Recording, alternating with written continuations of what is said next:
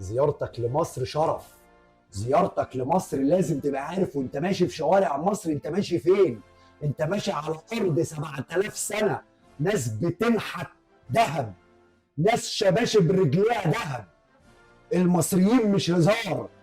اوعى وانت بتتعامل مع مصر تتعامل على ان هي دوله زي اي دوله، ابدا.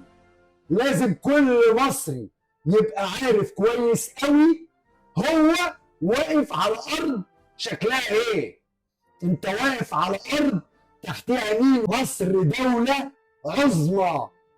اوعى ال 15 سنه اللي فاتوا يخليك تبقى عارف ان مصر دوله عاديه. مصر مش دوله عاديه، مصر دوله كبيره قوي، وده الدليل. وده الدليل، ده هديتنا لمصر. اي مصري في مصر بيعمل كده. احنا اصغر ناس في مصر بتعمل كده. اوعى تقارن نفسك بمصري. سلام.